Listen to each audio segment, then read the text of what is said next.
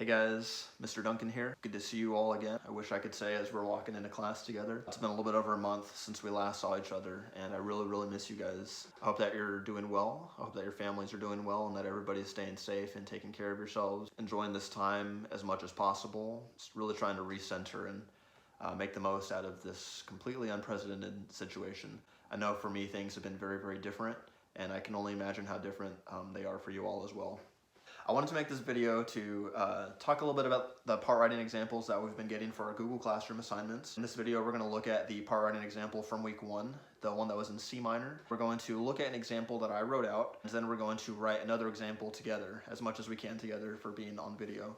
So let's go ahead and get started. So the first thing that I want to talk about and address is a few things that I noticed in most of our part writing examples that were turned in. Very common part writing errors. I made a list here on the board we're going to look at together before we examine this example here. Things to remember as we're doing our part writing examples. The biggest things that we need to consider as we're writing, the first thing, we have to make sure that we're avoiding certain intervals as we move from note to note. Parallel fifths, parallel octaves. Also, we want to make sure that we're avoiding the augmented intervals. Augmented seconds are probably the more common ones that we'll see. The best, most efficient way to approach avoiding these intervals is to check as we go. Use of common tones, use of steps as much as possible. Use leaps only if necessary. The goal for these questions is to try to make something as smooth as possible. Common tones and steps are going to give us those lines that we want in all of the voices.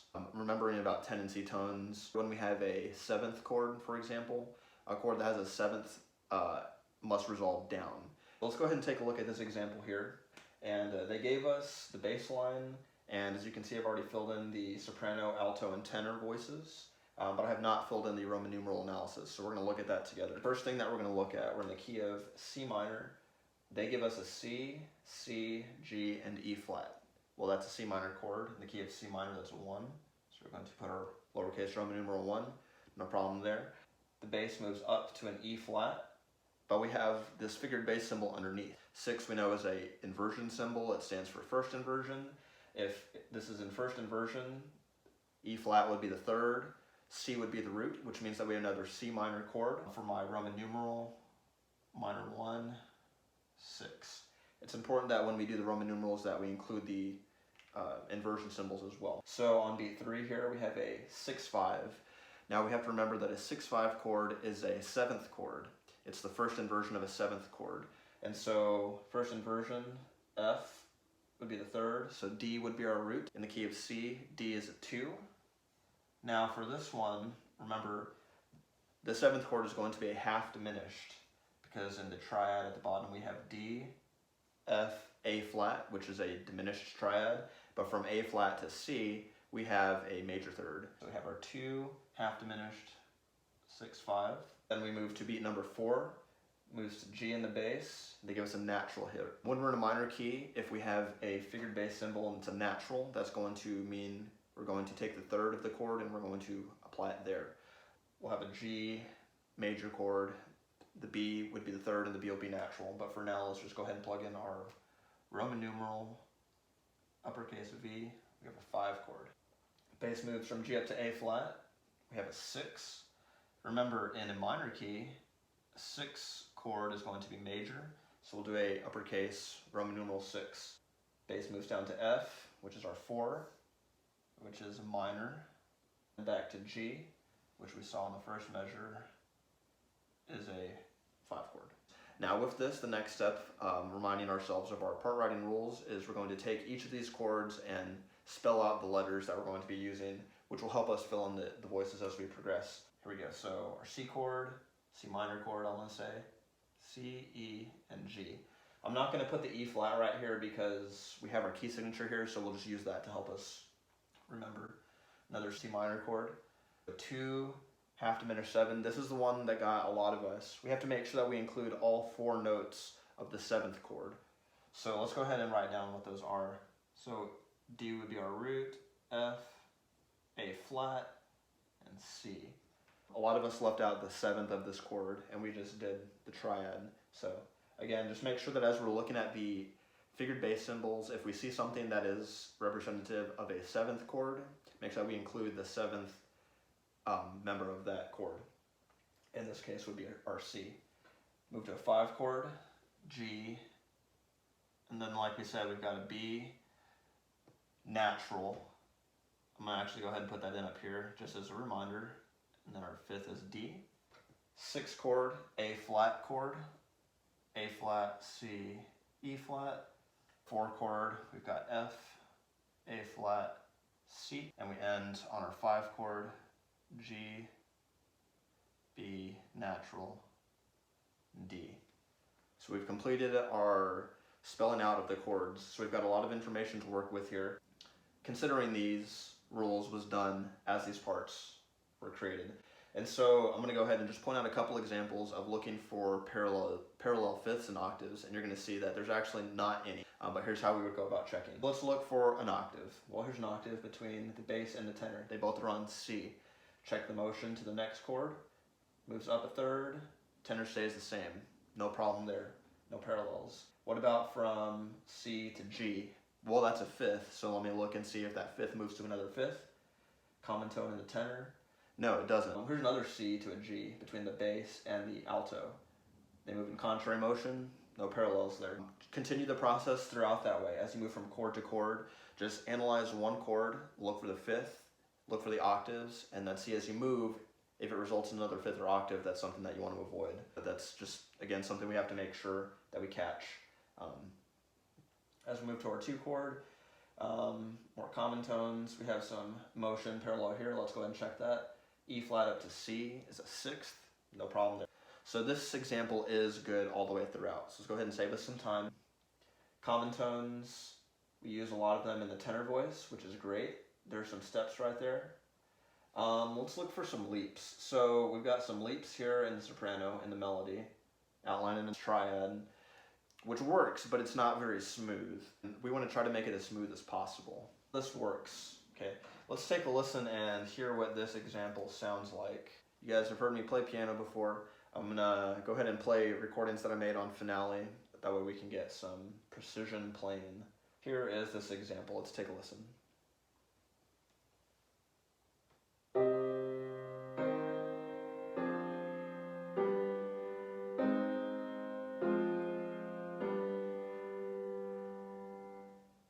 I'm gonna go ahead and listen to that one more time.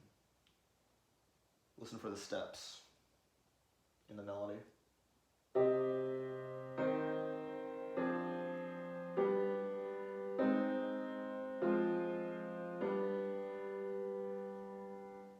There we have an audio example of a part writing that includes no parallel fifths, no parallel octaves, there's no augmented intervals. Another thing that I want to point out before we move on to the next example is tendency tones. So we have a 7th chord, root, 3rd, 5th, 7th. The 7th needs to resolve down. We only have a 1/7 chord in this example. Here it is, the 2 half diminished 6/5. Like we talked about, the 7th of that chord would be C. So let's just make sure that we follow the rule. Here's my C in the tenor. It resolves down. Those are other things that we want to make sure we're looking for as we're writing. And again, do it as you go. Do it as you go. All right, do it as you go. Let's take a look at this next example right. So it's going to be the same Roman numerals. We're going to transfer those up to the top first, and then we're going to fill in these together. So let's go ahead and do this quickly. 1, 1, 6.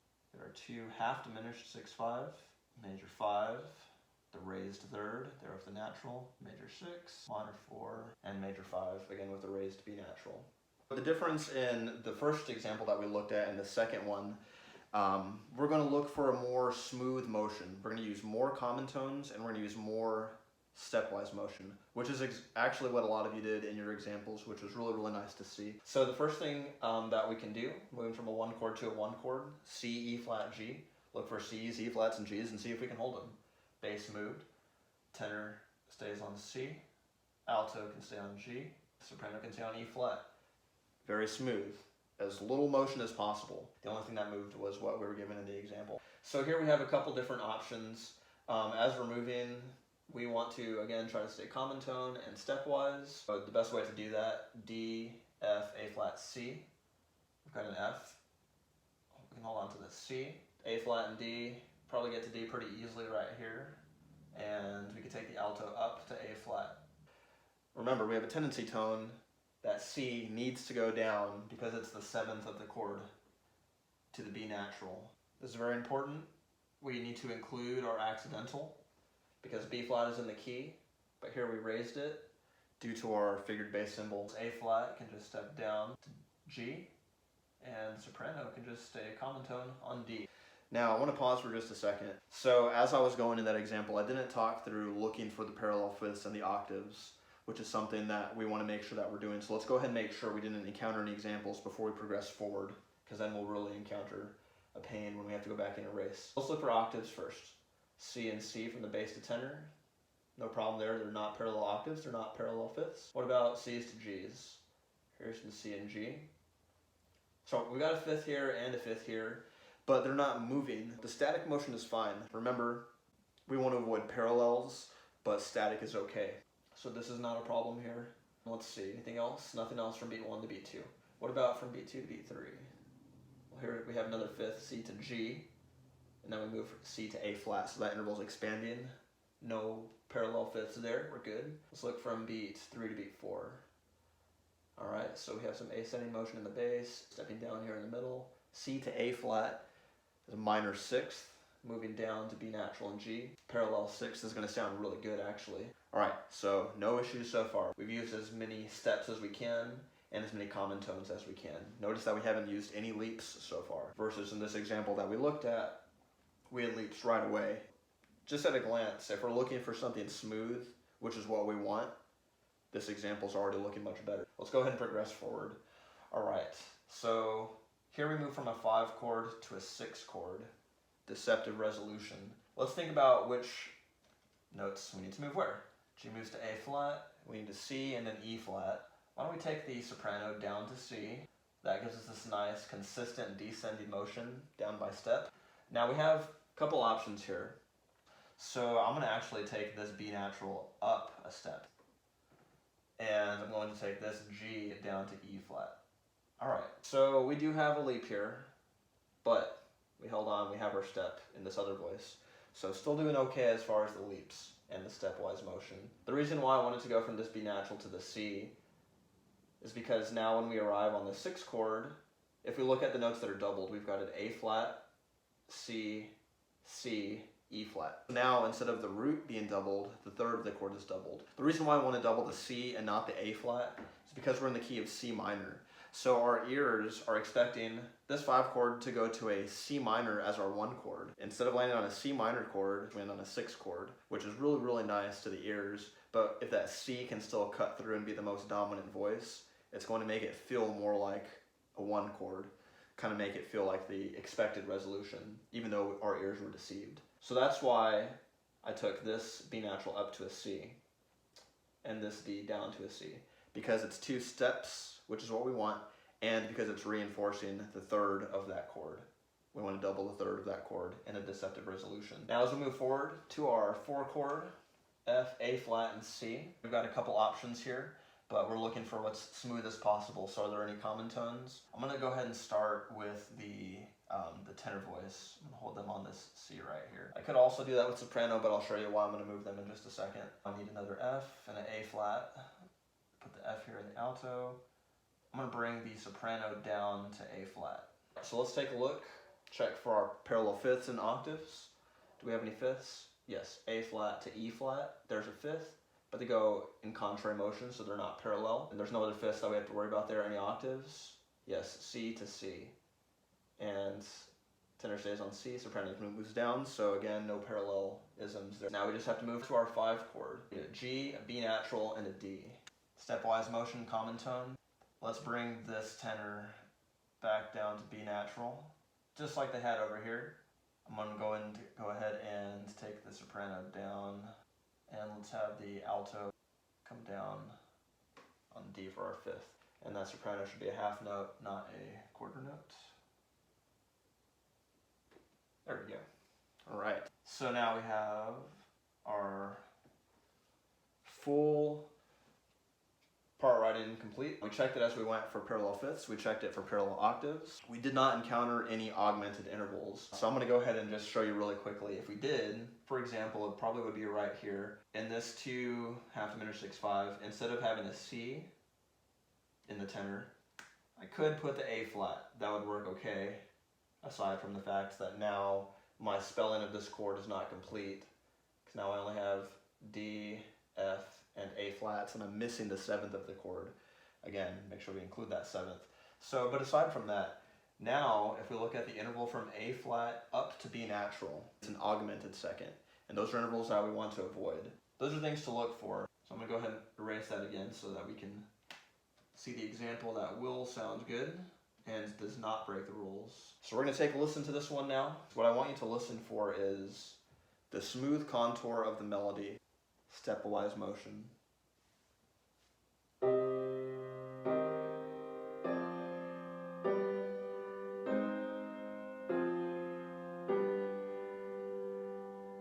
Let's listen to that one more time.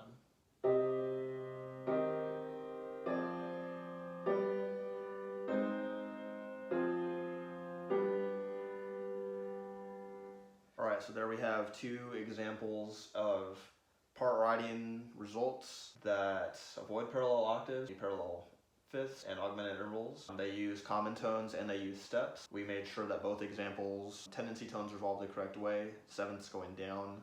So, two examples.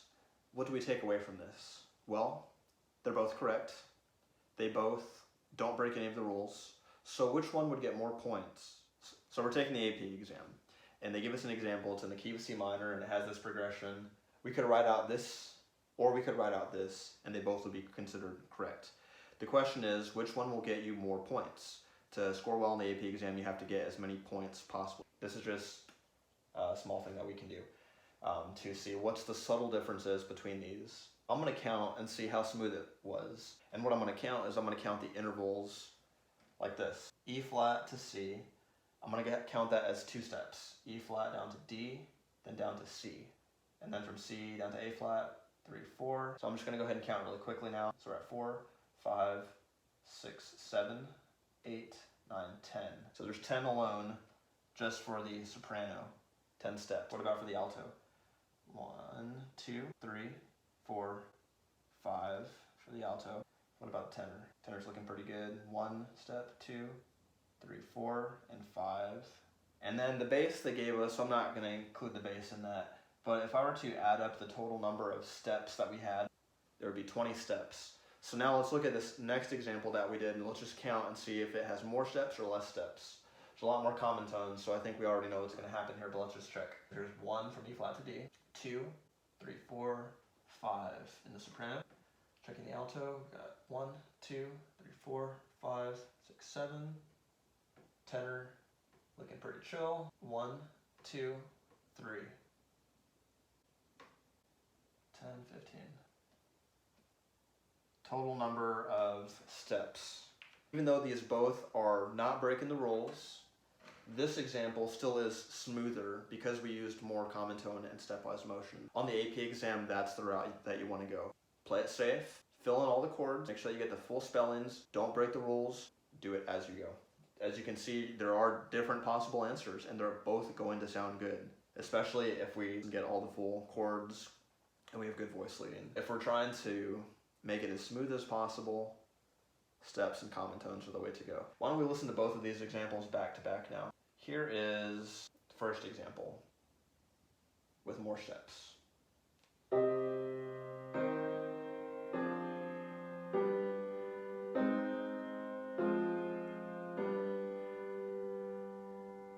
Now with more common tones, more stepwise motion.